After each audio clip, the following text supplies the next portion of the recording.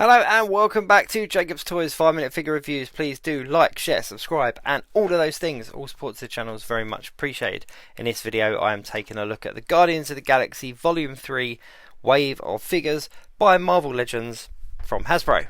This of course is Star-Lord. This is the only figure in the wave that doesn't have a Build-A-Figure piece. It is literally just the figure in the box, and it of course is the Guardians of the Galaxy leader, Star-Lord. So without further ado, here he is out of the box.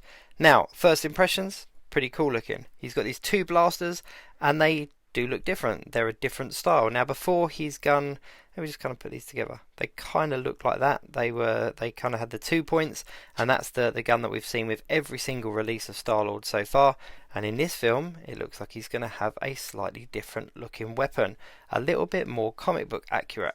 And of course the other huge difference is that we are finally going to see the Guardians of the Galaxy in their team uniforms, and they're pretty comic book accurate. They do look a lot like they did in the comic book. Now of course they have a movie spin on them, and from what we've seen in the trailers, the whole team suited up is going to look absolutely phenomenal, and I cannot wait. And what they've done with this wave is they've pretty much given us the full lineup of the team.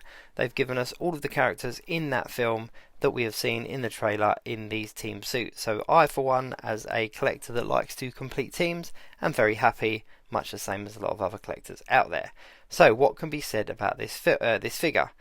He's got pins at the end of the day, which is a shame, but yeah, it is what it is. There's not a huge amount of accessories. Literally what you can see in my hand is what you get in the box. There is no additional hands, no additional head. There's not a masked head. Whether he wears his mask much in the film, I don't know, but there isn't a masked head. There's just these two blasters and the figure, which is a shame considering this is the one figure in the wave that doesn't come with a Build-A-Figure piece. It would have been nice for them to kind of compensate a little bit and throw in some extra accessories, even if that was a masked head or some alternate hands or even an alternate head. I don't know, just something.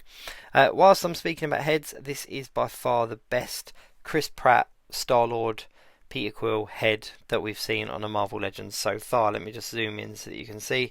It is probably the best likeness to him that I think we've got, which is bizarre because we've only just recently had the Thor Love and Thunder wave, which had a Star-Lord figure in it as well, and this head's so much better. However, looking at it under the camera, I'm not sure whether it's the paint application or the actual design, but his beard looks like proper dirty. Looks like just dirt rubbed on his face.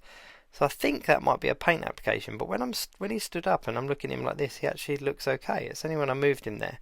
The uniform is really nice. Now the bottom half of this figure is pretty much what we've had on near enough every other Star-Lord, I think. Same boots, same trousers. The top half of course is different. He's in the team jacket and it's all sculpted, and the little Ravager badge there on the front is really nice. It's kind of sculpted in, so it kind of is raised off a little bit.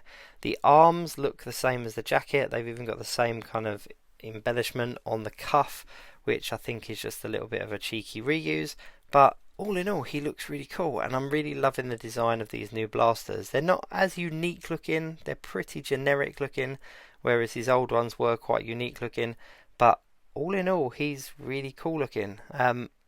I really can't wait to see this film. I cannot wait to see this film, and I've managed to sort of pretty much stay spoiler free. I've not seen any huge spoilers or read any big spoilers, and I do tend to get a lot of the film spoilt for me when there's a bit of a long wait period for them, but I've not actually come across any, so I'm really excited to see where this one goes. Therefore, as a collector of both comic book and MCU figures, this particular wave was a must-have for me. I always think there's a bit of value in a wave when you can kind of round out a team almost straight away. Saves chasing around, saves kind of paying for a chase figure or paying for an exclusive or whatever.